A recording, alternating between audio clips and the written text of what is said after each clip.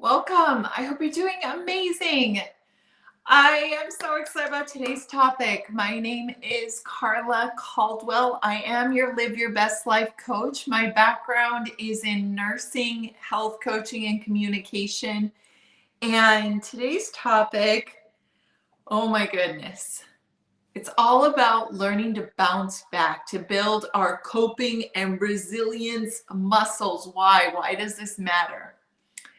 I used to think nutrition was everything. And I poured into that, learning everything about nutrition, coaching um, the people in my classes, how to eat better. And then I became all about exercise.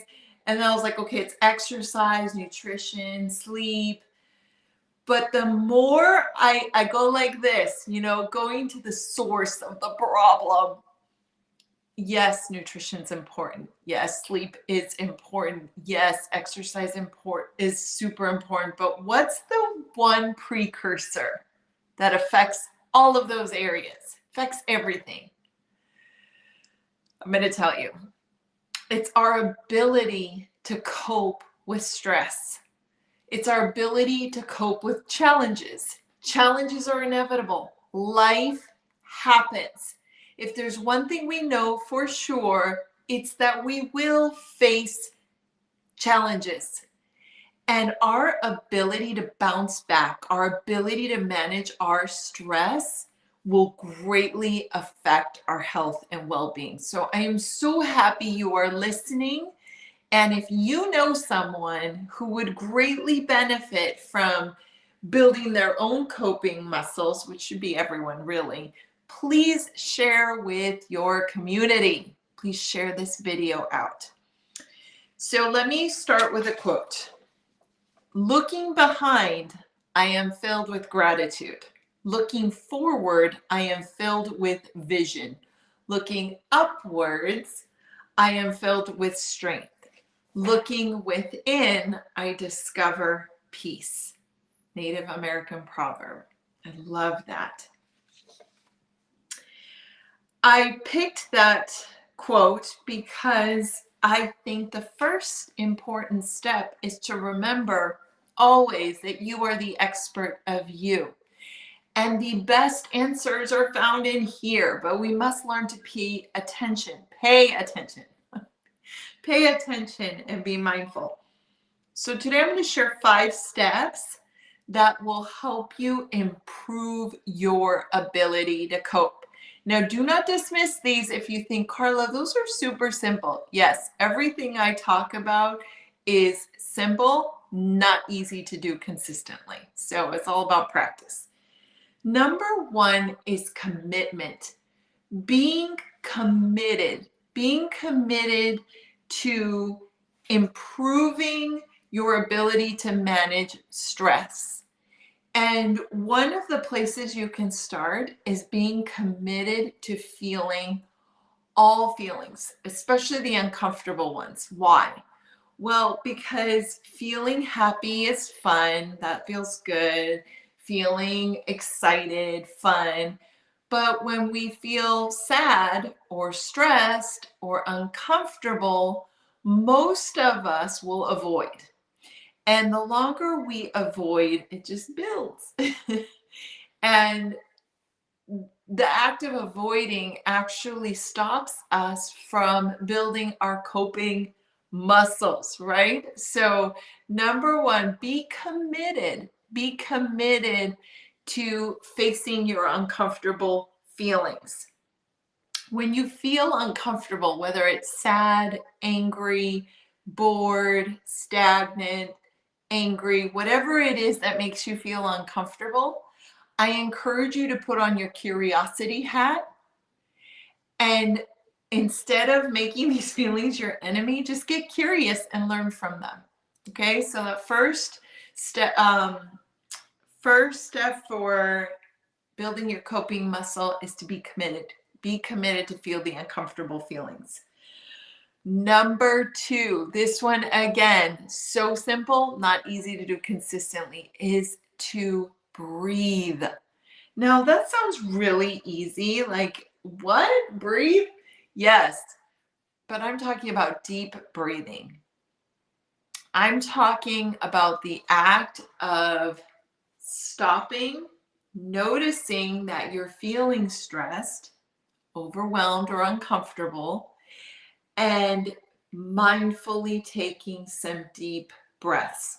Now, by deep breaths, I mean that when you place your hands on your belly and you inhale in, you're going to breathe so deeply that you're going to come past your lungs and you're going to feel your hands moving with your belly.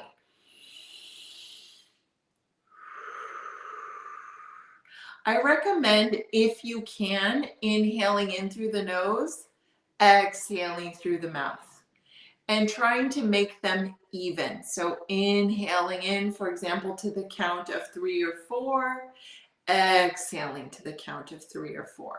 Now, I don't want you to lose sleep if you can't inhale in through your nose, like if your nose is clogged or if you have allergies, just breathe in through your mouth, that's fine. But if you can, inhaling through the nose, exhaling through the mouth. Breathing is a really important and powerful way to build your coping muscle. If you train your mind to take 5 deep breaths when you notice that you are feeling stressed, that act alone will improve things tremendously. Number 3 item. When you are feeling uncomfortable, when you are feeling stressed or angry or sad or upset, being committed to moving, physically moving, will tremendously help your ability to cope. So whatever it is you need to do, whether it's to dance to a song, to go outside and take a walk, maybe I have a kettlebell by my desk, so doing 20 kettlebell swings, whatever it is you can do to move will greatly affect your ability to cope. Now, number 4 is talk about it. Talking about it helps, but I want to give a few guidelines. So when we're talking about it, I encourage you to simply give the facts. I'm feeling overwhelmed. I have a project. I'm behind on completing the following items. Or I am feeling stressed because my son or daughter is struggling in school. They're having a tough time. I recommend staying away from he or she or they did, that type of language. Stay focused on I and your observations and the facts. Talking about it is very helpful. Oftentimes when we're talking, we start coming up with solutions. Talking is very, very powerful, especially with someone who's a very good sounding board. I would pick someone who inspires you to be and do better, not someone that you're going to lament and talk negatively with, but someone that empowers you to be and do your best, a good listener. And lastly, I want to recommend prayer.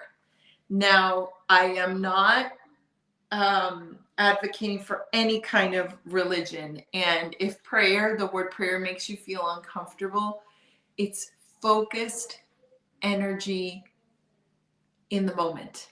So you could also meditate. But if you're okay with the word prayer, oh my gosh, I encourage you to pray. There is actually a lot of research connected to prayer and improved outcomes. So those are the 5 things. I want to go back to action item number 1, which is, I hope you'll understand now why I think this one's the most important. It's commitment. It's commitment to doing these simple things consistently. It's a commitment to be present and not to look away. It sounds like a good idea to avoid uncomfortable feelings, but the reality is that we get stronger upon facing things. And the way you can improve your ability to face uncomfortable feelings is, remember, action item number 2, breathe. 5 deep breaths is really very powerful. Whatever you can do to move, dance to a song, go outside, do high knees for a minute, whatever, jumping jacks. Just do something to move, to get the blood flowing, to release some endorphins so that you feel better.